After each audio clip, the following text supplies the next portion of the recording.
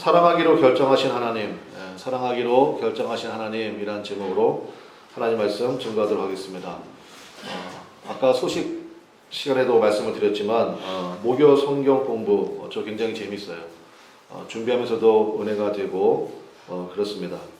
근데 제가 성경 공부를 할 때 우리 성도님들에게 항상 드리는 말씀이 있습니다. 그게 뭐냐면 관점이 중요하거든요. 성경을 읽을 때는 어떤 관점을 가지고 성경을 읽느냐, 이것이 굉장히 중요합니다. 성경은 과학책입니까? 아닙니다. 성경은 역사책입니까? 그렇지 않습니다. 그러니까 과학책, 역사책으로 성경을 그런 관점을 가지고 성경을 읽으면 잘 설명되지 않는 그런 부분들이 많이 있다라는 것입니다. 성경은 뭐냐? 구속사, 이 관점을 읽으면 돼요. 구속사가 뭐냐면 우리는 계속 실패하거든요. 아담 이래로 우리는 계속 실패합니다. 그러나 하나님은 계속 우리를 건지신다. 그러니까 구원사예요. 성경은 우리는 계속 실패, 하나님은 실패하는 우리를 계속 건지심. 그러니까 그 관점으로 보는 거예요. 그거를 구속사적 성경 읽기, 그렇게 부른다고요. 그 관점으로 성경을 읽다 보면 어떤 생각이 드느냐? 하나님이 누구도 건지시겠다. 나도 건지시겠구나. 그런 믿음이 든다고요. 그래서 성경은 그냥 문자가 아닙니다. 나를 향하신 하나님의 구원사 이야기를 볼 수 있는 것, 그게 바로 성경을 읽는 바른 태도 또 자세다, 이렇게 말씀드릴 수 있겠습니다. 예를 들어서 대표적으로 우리 지난주인가요? 지난주인가 우리 했을 때 그거 우리 함께 나눴거든요. 목요 성경 공부팀에서 아담과 하와가 하나님 먹지 말라고 하면 뭐 먹었죠? 선악과 먹었죠. 항상 마귀는 반만 얘기해 주거든요. 이거 먹으면 하나님처럼 돼. 근데 그 하나님처럼 된다는 것에 뭐가 있냐면요, 책임 네가 져야 돼. 이제부터 네가 네 영혼 책임져야 돼. 여러분이 여러분 영혼을 구원할 수 있어요, 없어요? 없어요. 눈이 밝아져. 그건 맞는 얘기거든요. 그런데 네가 네 영혼, 하나님처럼 된다는 게 뭐냐면 네가 네 영혼 책임져. 제가 신학교, 제가 목사니까 신학교 나왔겠죠. 제가 다니는 신학교 보면은 사탄경이라는 게 있습니다. 사탄경, 도서관에 가면은. 그러니까 사탄의 성경이 있어요. 그거 아십니까? 사탄경? 야, 제가 보면서 느낀 게 뭐냐면, 야, 사탄이 이 정도로 자신만만하구나. 여러분, 사탄의 시험은요, 여러분 대학교 다닐 때 그런 거 보셨죠? 오픈북이에요. 항상 3가지 시험만 되니까요. 예수님에게도 3가지 시험했잖아요. 그래서 내가 사탄경을 보고 제가 그걸 느꼈어. 야, 사탄이 이 정도로 자신만만하구나. 읽어봤죠. 근데 한 장을 읽고 더 이상 읽을 필요가 없겠다는 생각이 들었어요. 뭐라고 되어 있냐면 사탄경 1장 1절에 뭔지 아십니까? 네가 하나님이다. 그 뒤에 이어진 거 뭐게요? 그러니까 네 인생은 네 거야. 왜 그거를 왜 구속이 돼? 왜 예속이 돼? 네 인생 네 거야. 네 돈 네 거야. 네 자녀 네 거야. 전부 다 그런 내용이에요. 했고 네가 하나님이다가 사탄경 1장 1절이거든요. 항상 마귀는 반만 얘기해줘요. 다 얘기 안 해준다고. 했고 네가 하나님 돼. 그럼 뭐 네가 책임져야 돼, 그 얘기거든요. 그 전까지는 하나님이 다 책임져 주시는 거예요. 그런데 네가 책임져야 돼. 했고 그거에 속아서 먹었죠, 선악과를. 그랬더니 정말 눈이 밝아졌어요. 자기의 부끄러움을 보였다고요. 그래서 아담과 하와가 그 부끄러움을 가리기 위해서 뭐를 만들었습니까? 치마를 만들었어요. 뭐로요? 무화과 나무 잎으로. 근데 나뭇잎으로 치마 만들어봤자 한나절 갈려나? 또 만들어야 돼. 그러니까 끊임없는 반복이라고요. 사람이 자기 영혼을 구원할 방법이 없습니다. 안 돼요. 그것을 위해서 하나님께서 그 부끄러움을 가려주기 위해서 인류 최초의 피 흘림이 나오죠. 하나님이 뭐를 만들어 주십니까? 가죽옷을 만들어 주시거든. 이게 사실 이제 그런 게 보여야 돼요. 피 흘림이 있었구나. 가죽옷은 뭐 그냥 나오는 게 아니잖아요. 하나님이 그냥 전능하신 분이니까 무슨 요술방망이 흔들면서 가죽옷 생겨라, 이게 아니잖아요. 하나님이 뭐 주로 어린 양으로 우리가 이해를 하겠죠. 양을 한 마리 잡으셨겠지. 그래서 가죽옷을 만들어서 입혀주셨다고요. 그런 관점으로 보는 거예요. 우리는 하지만 하나님은 건지시는구나. 오늘 여러분 잘 아시는 노아 홍수 이야기 아닙니까? 오늘 읽은 부분은 이제 홍수 끝났습니다. 370일간 지속되었던, 그러니까 370일간 노아와 가족들이 방주에 머물렀거든요. 이제 하나님이 나오라고 말씀하셨어요. 그래서 노아와 그 가족들 그리고 모든 동물들이 다 나왔습니다. 여러분, 말이 370일이지 370일 동안 그 방주 안에 있다고 생각해 보십시오. 우리 지난주에는 목요 제가 자꾸 목요 성경 공부 얘기만 하네. 근데 아무튼 좋았어, 그 정도로.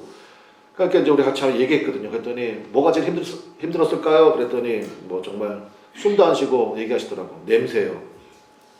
그렇죠. 그 동물들과 그 밀폐된 공간에 있잖아요. 야, 그 냄새가 얼마나 힘들겠습니까? 그 다음에 그거 다 치워줘야 되지, 또 뭐 갈아줄 거 갈아줘야 되지, 뭐 굉장히 힘들었을 거라고요. 그렇게 370일 넘게 머물렀다가 이제 하나님이 나와라, 그래서 나왔다고요. 전무후무한 하나님의 심판을 경험했습니다. 그런데 홍수 이후에 결정적인 하나님의 구원의 역사가 나타나요. 그게 오늘 말씀이거든요. 21절입니다. 21절. 우리 다시 한번 읽어보겠습니다. 굉장히 중요한 말씀이에요. 21절. 같이 한번 읽어보겠습니다. 시작. 여호와께서 그 향기를 받으시고 그 중심에 이르시되 내가 다시는 사람으로 말미암아 땅을 저주하지 아니하리니 이는 사람의 마음이 계획하는 바가 어려서부터 악함이라. 내가 전에 행한 것 같이 모든 생물을 다시 멸하지 아니하리니. 자, 첫 번째로 생각할 게 뭐냐면 21절을 같이 읽었는데 주어가 누구로 나옵니까? 하나님으로 계속 나옵니다. 주어만 3번 나와요. 여호와께서, 그 다음에 내가 이렇게 반복된다고요. 내가 다시는 사람으로 말미암아 땅을 저주하지 않겠다. 그 이유가 뭡니까? 사람의 마음이 계획하는 바가 어려서부터 어때요? 악하다고요. 홍수 정도의 심판을 만났으면 여러분 인생에도 그런 뭐 홍수 정도는 아니겠지만 그 여러분 파란만장한 참으로 남한테 얘기하기도 어려운 그런 과정들이 있었을 거 아닙니까? 참 힘들잖아요. 기억만 하기도 참 힘든 그런 거. 그러면 그런 일 겪은 다음에 여러분 완전히 변화됐어요? 완전히 달라졌어요? 그게 안 된다고요. 우리 찬송에도 그런 거 있잖아요. 하나님 보십시오. 내 안에 선한 것 있어요? 없어요? 내 안에 선한 것 있어요? 없어요? 없어요. 우리 안에 선한 게 어디 있습니까? 없습니다. 그러지 말아야지 하면서도 또 그렇게 하잖아요. 그러므로 교회는 이게 참 중요한 것 같아요. 뭐가 중요하냐면 서로를 향해서 실망했다라는 말은 유효하지 않습니다. 성립이 안 돼요. 어쩜 저럴 수 있어? 나 진짜 목사님께 실망했어. 아니면 뭐 누구한테 실망했어. 그 자체 말이 성립이 안 된다고요. 그게 왜 그러냐면 여러분이 병원에 가가지고 어째 여기는 전부 다 아픈 사람들만 있어? 말 돼요? 안 돼요? 안 되죠. 병원에는 아픈 사람들이 있고요. 교회는 누가 있습니까? 다 죄인들이 있는 거예요. 다 죄인들인데 뭘 실망했네. 기대한 여러분이 잘못이지. 그러니까 그러므로 애초부터 기대할 것이 없는데 그 목사님 우리 날마다 실망만 하고 살아요? 아니거든요. 간혹 깜짝깜짝 놀랄 만한 일이 나와요. 그런 거 보면서 우리가 같이 놀라주고 기뻐해 주는 거예요. 지난주 야외 예배 때 제가 엄청 놀랐거든. 어쩌면 그렇게 우리 그나마을의 성도들 배려를 잘하는지 제가 정말 감동받았어. 뭐 하나 잡음이 없어. 그 다음에 섬김의 모습들이 정말 감동적이었어. 또 얼마나 잘 동참하는지. 저거 프로그램 준비하면서 다들 안 한다 그럴 줄 알았거든. 빼고. 그러면 굉장히 분위기 이상해지잖아요. 어색해지고. 앞에 서 있는 목사 뻘쭘해지고. 막 그럴 거 아닙니까? 근데 얼마나 그냥 동참들을 잘 하시는지. 근데 제가 한번 실수 한번 할 뻔했어요. 처음에 달리기 할 때 우리 80세 주변에 있는 분들 와서 뛰었잖아요. 근데 그 뛰기 전에 제가 사실은 그 돌아와야 되는데 그걸 내가 앞으로 당겨야 되거든. 근데 그걸 내가 깜빡 잊고 안 당겼어. 그 긴 거리를 다 뛰신 거야. 뛰신 다음에 제가 다 뛴 다음에 제가 아차 싶었어요. 만약에 여러분 그 3분 중에 한 분이 넘어졌어 봐. 어쩔 뻔했어. 우리 이경희 고사님도 뛰고 나서 놀랬대. 내가 왜 뛰었지? 왜냐면 저분 허리 수술한 지 얼마 안 되거든요. 내가 왜 뛰었지? 깜짝 놀랬대. 그래서 내가 그 다음에 걱정돼가지고 괜찮으세요? 고사님 했더니 몸이 날아갈 것 같대. 그래서 자주 뛰게 해드려야 되겠어. 그러니까 그런 거예요. 기대할 게 없었는데 너무 놀랍잖아요. 그럼 그때 막 놀라주는 거예요. 진짜 너무 대단하다고. 어쩜 이렇게 잘 섬기시냐고. 제가 제일 기뻤던 거는 우리 잠깐 나가 있는 우리 승현이. 승현이가 재밌었대요. 야, 나 그 얘기 듣고 정말 은혜 받았어. 승현이 약간 까칠하거든. 까칠남이야. 까칠남인데 승현이가 엄마한테 얘기했대요. 엄마 재밌었어. 승현이 대박이죠. 승현이가 재밌다 그러면 진짜 재밌는 거 아니에요? 재밌었대. 그랬고 다음 주에 또 가고 싶어. 그건 아니지. 그래서 여러분 놀라는 거예요. 놀라는 거라고 우리는. 그랬고 애초부터 우리 안에 선한 게 있어요, 없어요? 없다고요. 그러니까 실망했어요. 어쩜 그럴 수가 있어요. 그거 말 자체가 그게 사실은 말이 안 되는 거라고요. 그러면서 하나님이 선언하십니다. 뭐라고 선언하시냐? 맨 마지막에 보니까 21절 내가 전에 행한 것 같이, 그러니까 홍수 심판 얘기하는 거잖아요. 내가 전에 행한 것 같이 모든 생물을 어떻게 한다고요? 다시 멸하지 않겠다고 하나님께서 태도를 바꾸신 거예요. 여러분 이게 엄청난 은혜 아닙니까? 하나님께서 내가 한 번만 더 기회를 주겠어. 다음번에 진짜 가만 안 둬. 그러면요, 이 중에 살아남은 사람이 누가 있겠어요? 홍수 심판 이후에 우리의 죄악된 모습은 변하지 않거든요. 아니 그 정도의 환난을 만났으면 우리 그런 거 있잖아요. 여러분도 뭐 죽다 살아난 적 뭐 그런 거 몇 번 있지 않아요? 살다 보면. 근데 하나님께서 건져 주셨잖아요. 그럼 달라졌어요? 안 달라진다니까. 조금 하는 것 같더니 또 그냥 옛날의 버릇, 옛날의 성품 이렇게 또 흘러나와요. 그럼 또 심판 받아야 돼요? 아니라고요. 그래서 여러분 창세기 8장 21절을 여러분 붙드시기를 주님의 이름으로 간절히 축원합니다.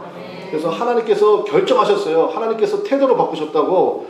내가 다시는 전에 행한 것 같이 모든 생물을 멸하지 않겠다. 이것을 계속 반복하시거든요. 그게 바로 무지개의 언약이에요. 9장 11절 한번 보겠습니다. 9장 11절.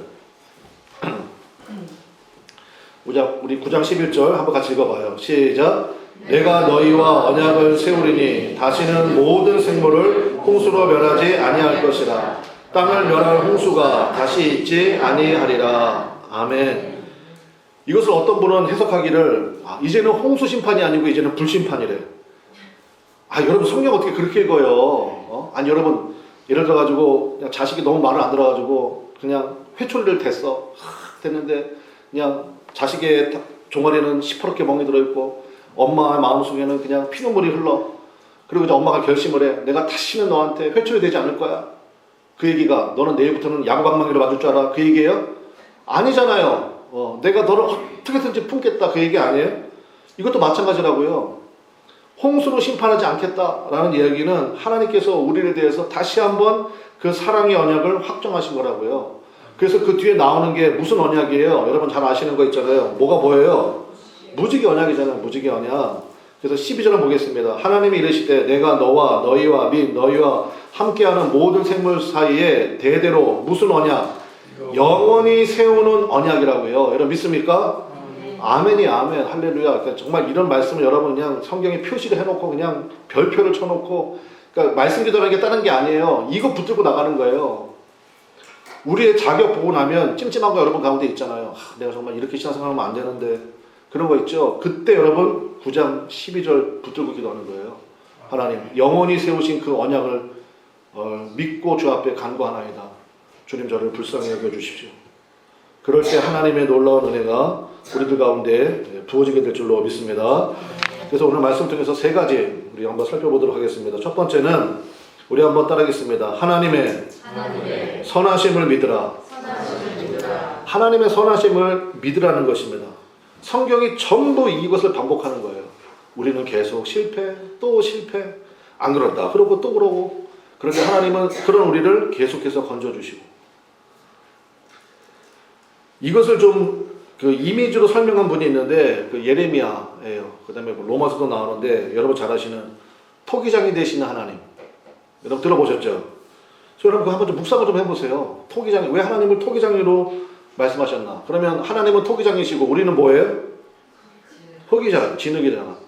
근데 제가 한번 그 TV를 보다 보니까 우리 이천 이쪽에 가면은 아직도 그거 하는 분 있잖아요. 그 굽는 분들.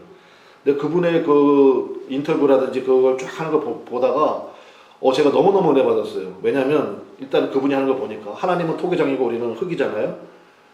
이 토기장이가 처음에 흙을 가져서 뭐 하는 줄 아십니까? 망치로 잘게 부숴. 하나님께서 여러분을 잘게 부수신다고요. 그럼 아파요, 안 아파요? 아프지. 당연히 아프지. 막 잘게 부순다고. 근데 막 그 토기장이가 뭐 가차 없어. 그냥 잘게 막 부숩니다. 이래야지 잘 된대. 막 부숴. 아프다고. 그 다음에 어떻게 하느냐? 손으로 빚어. 손으로 빚어줘. 정성을 다해서. 하나님이 여러분을 빚어주신다고요. 그러면 좋아, 안 좋아? 그러면 그땐 좋아. 그땐 너무 좋아. 역시 내가 믿는 하나님은 이런 분이야. 그러니까 부드럽게 만져주시고 막 이렇게 빚어주신다고 너무 좋지. 그 다음에 어떻게 해요? 빚은 다음에 불가마에 집어넣어버려. 아파요 안 아파요? 엄청 아프지. 불가마에 집어넣는데 그게 어떻게 안 아프겠어? 엄청 아프다고요. 정말 하나님 어떻게 저한테 왜 저한테만 이러세요? 막 그런 기도 막 절로 나오잖아요. 때로는 그런 기도가 필요하다고요. 하나님 왜 저한테만 그러세요?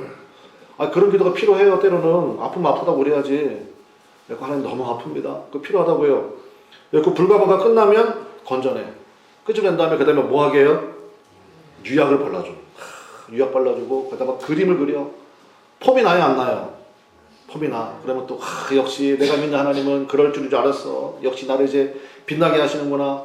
그리고 또 어떻게 하게 해요? 또 집어넣어. 불가마에. 재벌구이죠. 재벌구이. 또 집어넣어야 되는데. 그럼 여러분 마음속에 무슨 생각이 들겠어요? 속았구나. 속았구나. 그럼 그렇지. 근데요, 그 토기장이 내신 분이 뭐라고 그러냐면요, 인터뷰하는데, 그 다음 말이 제가 정말 너무 좋으면서도, 좀 대비가 됐는데, 뭐라고 했냐면은 그분이 이랬어요. 고급일수록 이것이 여러 번 반복된대. 네. 우리 옆에 사람에게 악수하면서 축복해 주겠습니다. 잘 견디시기를. 네, 잘 견디시기를. 네. 왜냐? 우리는 고급이거든. 네, 우리는 고급이에요. 그러면서 그 토기장이 그러더라고요. 아무리 근데 자기가 이거를 뭐 자기 조상 때부터 뭐 몇 대가 해왔지만 고려 청자의 빛깔을 못 낸대. 고려 청자의 그 빛깔을 못 낸다는 거예요. 그 빛깔을. 그러면서 막 그런 얘기를 하더라고요. 그래서 여러분, 그러니까 이 말씀을 제가 여러분에게 드린 이유가 뭐겠어요? 에레미야가 이걸 본 거예요. 하나님이 나를 다스리는 방식이 이렇구나. 그래서 이 말씀 통해서 우리가 붙들어야 될 게 뭡니까? 다 과정일 뿐이라고요. 여러분 믿습니까? 다 과정이에요. 어떤 분은 불가마에 들어가 있는 상황일 수 있어요. 어떤 분은 지금 유약 바르고 있다고. 그러니까 다 과정일 뿐이에요. 그게 무슨 얘기입니까? 일희일비하지 말라고요. 그냥 어떨 때는 그냥 막 세상을 다 얻은 것처럼 목사님 이렇게 막 놀라운 일이 있나요? 막 그래. 그래가지고 예 정말 기쁩니다. 그랬더니 그 다음 날은 또 뭐 세상의 모든 짐을 다 짊어진 것처럼 맨날 그냥 무거운 짐을 나홀로 지고 뭐 견디다 못해 쓰러질 때 막 그런 찬송 부르고 있고. 근데 그런 과정이 있긴 한데 일희일비하지 말라고요. 그래서 그렇구나. 그러고 그냥 지나가 버리는 거예요. 그러면서 여러분이 붙들 게 있습니다. 뭘 붙들어야 되느냐? 하나님의 선하심을 믿는 거예요. 여러분 믿습니까? 네. 하나님의 선하심을 믿는 거예요. 네. 우리 이제 아들 뭐 캐나다 잘 도착했대요. 아까 연락이 왔더라고. 연락이 와서 이제 잘 도착했습니다. 제가 마지막 기도해 줄 때 이 기도해 줬거든. 아무런 대책도 없이 가는 거예요. 뭐 엄마 아빠가 돈이나 많아? 돈도 없어. 뭐 몰라요. 뭐 어떻게 할지 몰라. 뭐 일단 가.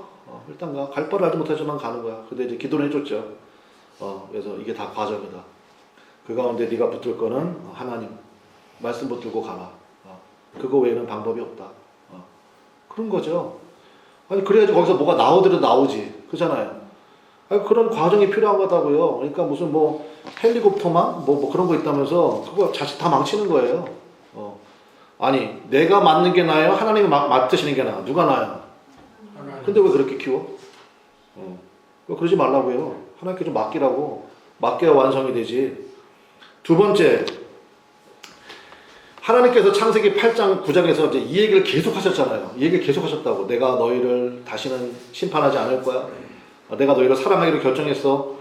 그러면 두 번째는 뭐냐? 우리도 덮기로 작정해야 된다는 거예요. 여러분 믿습니까? 우리도 다른 사람의 허물을 덮기로 작정을 해야 된다고요.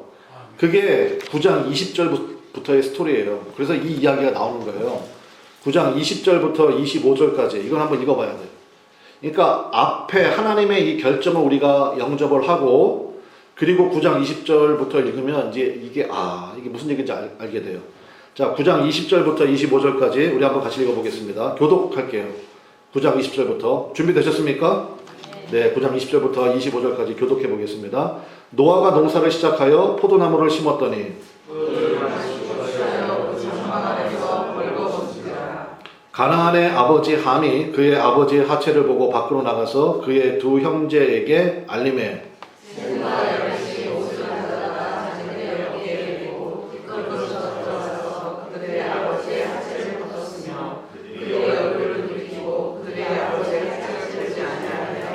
노아가 술이 깨어 그의 작은 아들이 자기에게 행한 일을 알고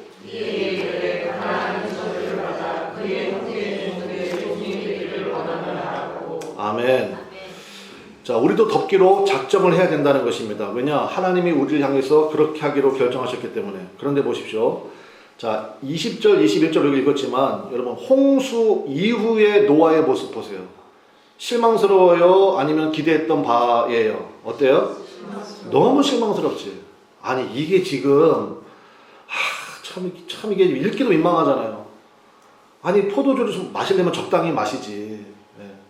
그러니까 뭐 이걸 또 막 이렇게 그 심리학적으로 접근하는 분이 있어. 뭐 얼마나 힘들었겠냐고 그 방주에서의 그 시간이 그 트라우마가 있어가지고 이걸 잊기 위해서 술을 뭐 모르겠어. 뭐 그렇다고 쳐. 근데 포도주를 마시고 취하여서 어떻게 하고 다녀요? 장막 안에서 벌거벗고 다녔다고요. 그 며느리들도 있고 다 있을 텐데 그 얼마나 그 민망스럽습니까? 이게 노아만 그러냐고요. 제가 다시 한번 얘기할게요. 이럴 수 있어요, 없어요? 있다고요. 나 진짜 실망했어. 나 노아가 다니는 교회 안 나갈 거야. 그러지 마시라고요. 이럴 수 있다고요. 근데 문제는 뭐냐? 22절이 문제가 되는 거예요. 22절이. 자, 22절에 보니까 가나안의 아버지 누굽니까? 함.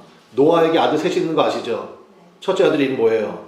셈. 두 번째 아들이 함. 세 번째 아들이 야벳이에요. 셈, 함, 야벳이라고.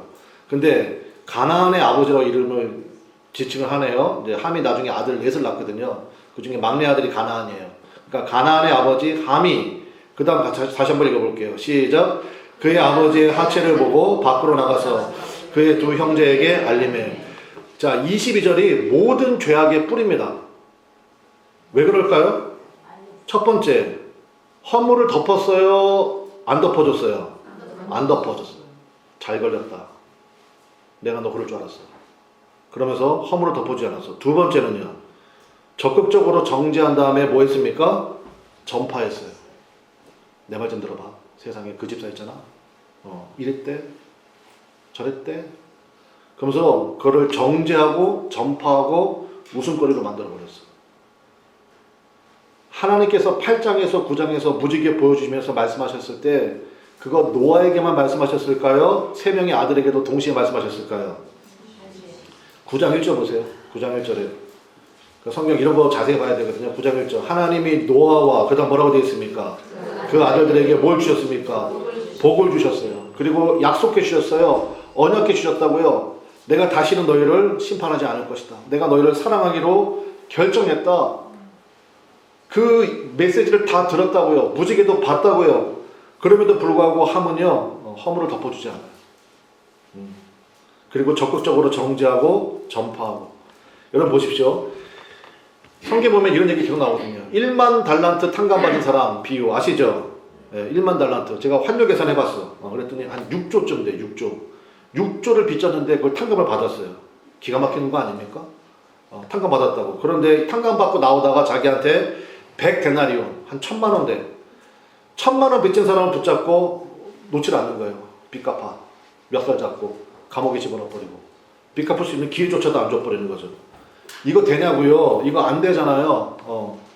그래가지고 주인이 이게 말이나 되는 짓이냐고. 저거 다시 감옥에 집어넣으라고. 다시 너 6조 갚아. 여러분들 저는 그게 지옥이라고 생각합니다. 6조를 어떻게 갚아요? 어떻게 갚아? 그거를 못 갚지. 예.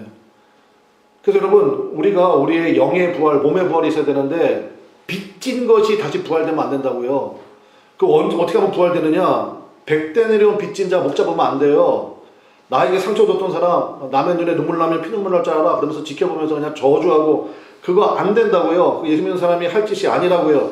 우리는 딱 한 가지만 결정하면 돼요. 덮기로 작정해야 됩니다. 여러분 믿습니까?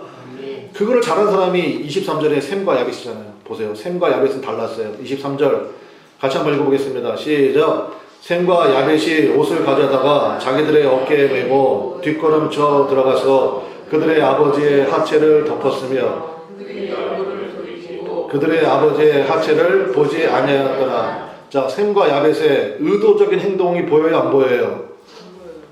안 보여요? 보이잖아요.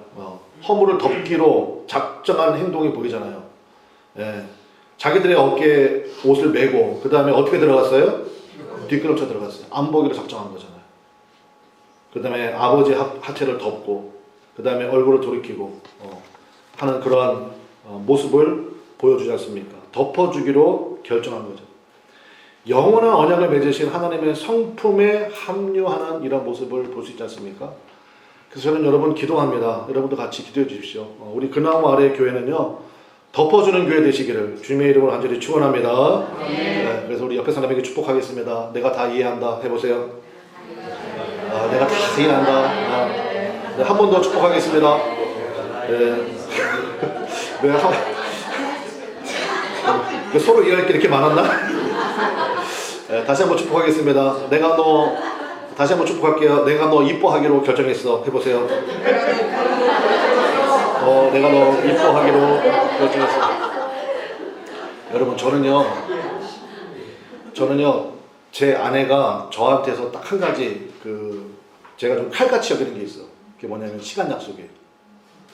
저는 다른 건 다 오케이 한데, 그래서 처음엔 제 아내가 그것 때문에 좀 힘들었어요. 그래서 제 아내가 저한테 그러더라고요. 여자는 준비할 게 많아. 일찍부터 해. 내가 얘기했잖아. 10시에 나간다고. 그러면 10시, 예. 그럼 뭐 일찍부터 하면 될 거 아니에요?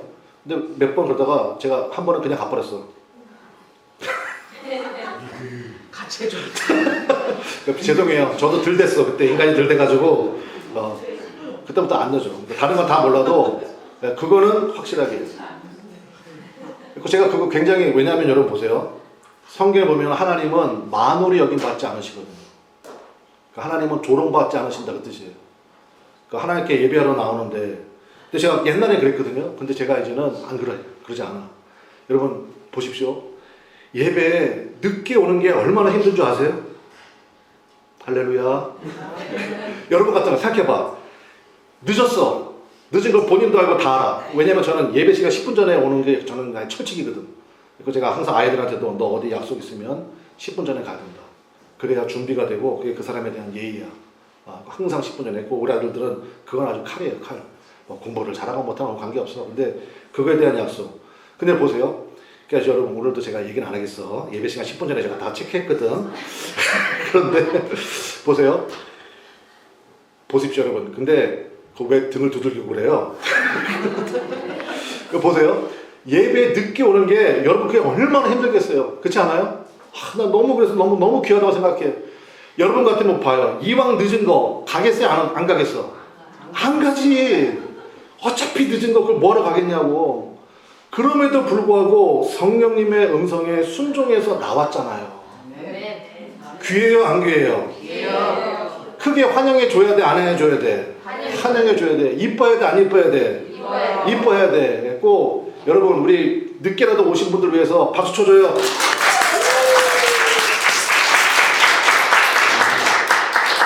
내가 여기 한 3-4명 보이거든. 네, 내가 그분들을 특별히 사랑하겠어요. 네. 덮어주는 교회 된다고. 덮어주는 교회. 네. 그런 은혜가 너무 귀한 거예요. 그런 은혜가. 여러분 부흥회 같은 데 가보셨습니까? 부흥회 가면 저도 옛날에 배워서 그거 했었거든. 근데 그게 할 짓이 못 되더라고. 부흥회 가면요 헌금한 사람 봉투 들고 그 이름 불러줘요. 어떤 게 갔더니 액수도 부르더라고. 액수도 뭐 얼마 줬고. 근데 제가 한번 물어봤어요. 끝난 다음에 그 부흥회 그 인도하신 분에게 그 목사님 그거 왜 불러요? 그랬더니 제가 그때 목회한 지 얼마 안 됐을 때거든. 그 불러줄 때하고 안 불러줄 때하고 많게는 30% 이상 차이가 난대요. 부흥회 집회하면 3-4일 하잖아. 그럼 첫날 쫙 불러줘. 그럼 그 다음날 자기 이름 불리기를 원해요? 안 해요? 왜냐면 성도들 같이 왔잖아. 근데 저 사람 이름 불렀는데 내 이름 안 불러. 그럼 나는 헌금 안 하는 게 들통나잖아. 그러니까 다 해요 진짜. 다 하더라고. 그래서 그렇구나. 그렇구나. 배웠어. 근데 그게 아니더라고. 그래서 우리 지난번 기획위원 회의할 때 한번 그 안건이 나왔어요. 우리 주보에 우리 헌금한 사람들 이름 나와요? 안 나와요? 안 나오거든. 근데 어떤 분이 저한테 한번 얘기를 했어. 그러니까 목사님 이거는 그 하나님께 드린 예물이니까 이거는 공개를 해서 이렇게 나오는 게 옳지 않겠습니까? 라고 말씀하시더라고요. 그래서 제가 기획위원회 안건을 올렸어요. 이렇게 말씀하시는 분이 있는데 어떻게 생각하십니까? 그랬더니 부결 목사님 우리 덮어주는 교회 됩시다. 그렇게 얘기한 분은 없었지만 메시지는 그런 거였어요. 어차피 재정부에서 다 체킹하거든요. 우리 재정부에서 다 체킹하고 저한테 보고하고 그 다음에 이런 거 다 하거든요. 그래서 여러분 저는 그게 너무너무 좋았어요. 그래서 여러분 은혜 가운데 잘 감당하고 계심을 제가 믿고 여러분 그런 거 아니에요? 그래서 여러분 우리는 샘과 야벳의 전통에 서시기를 주님의 이름으로 간절히 축원합니다. 그래서 우리 교회는요, 우리 교회 이름은 그나마 아래지만 우리 교회 별명은 뭐냐? 덮어주는 교회예요. 덮어주는 교회. 네. 아직 덜 된 분들이 와서 얘기할 수 있거든요. 있잖아, 뭐 아무 개 있잖아, 저 사람 저랬대, 옛날에 저랬대. 그러면 그냥 듣고 끝내세요. 하나님, 제가 종착역이 되기를 원합니다. 아 그래요? 그랬군요. 네. 같이 기도해야 될 일이네요. 그리고 끝내버리세요. 그래야 우리 교회에 선한 영향력이 발휘되기 시작합니다. 하나님의 통로가 되기 시작하고, 왜냐 하나님과 합류했잖아요. 그럼 하나님의 역사가 나타나기 시작한다고요. 그리고 마지막 세 번째, 왜 가나안이 저주를 받았는가의 문제예요. 보면은 아버지가 그렇게 술 취해가지고 장막에서 벌거벗었는데 이것을 보고 얘기한 사람은 가나안이에요, 함이에요? 함이잖아. 근데 왜 가나안이 저주를 받았죠? 이걸 우리가 좀 살펴봐야 돼요. 제가 앞서 말씀드렸지만 우리 10장 6절에 보면요, 그 함의 자손이 나오거든. 그 함의 아들이 4명 있어. 그 중에 막내 아들이 가나안이야. 제가 어떤 분 설명을 보니까 왜 가나안이 저주를 받았느냐? 함이 잘못했는데 하나님께서 이걸 벌 주시기 위해서 그러니까 함이 원래 그렇잖아. 막내에 대한 좀 짠함이 있잖아요. 저도 그렇더라고. 저도 아들 셋인데 첫째 아들, 둘째 아들 군대 갈 때는 아무렇지도 않았거든. 근데 막내 아들 군대 갈 때는 진짜 한번 손을 한번 더 잡게 되더라고. 이게 짠함이 좀 있었어. 근데 걔는 아빠 왜 그러세요? 약간 이런 표정이었는데, 근데 어쨌든 간에 이 막내 아들이 있잖아. 있고 하나님께서 함이 잘못한 것을 지적하기 위해서 함이 가장 사랑하는 아들이 가나안이었다는 거야. 그래서 가나안에게 벌을 줬대. 여러분, 이거는 하나님의 공의에 맞아요, 안 맞아요? 안 맞지. 그럴 리가 없다고요. 그럴 리가 없죠. 그럼 왜 가나안이 저주를 받았냐? 성경 이렇게 이해해야 됩니다. 어떻게 해야 되냐면요, 하나님께서 우리 앞서 말씀드린 것처럼 함을 포함한 노아의 아들들에게 다 복을 주셨죠. 그쵸? 다 복 주셨잖아요. 문제는 뭐냐? 이런 함에 폭로하고 정죄하는 성향이 전달되는 것을 막으신 거예요. 여러분, 죄가 왜 무섭다고 그랬습니까? 죄는요, 확장성이 있습니다. 죄는 중독돼요. 그래서 죄를 끊어버릴 줄 알아야 돼요. 그래서 이거 별것도 아니야. 아니입니다. 별것도 아닌 게. 그게 점점 확장되고요. 나중에 죄의 노예가 돼버린다고요. 그래서 죄를 굉장히 무서워할 줄 알아야 돼요. 여러분, 우리는 맨날 오순절 마가다락방에 성령 임한 것만 은혜 받죠? 성령 임하면 어떤 일이 벌어지는 줄 아십니까?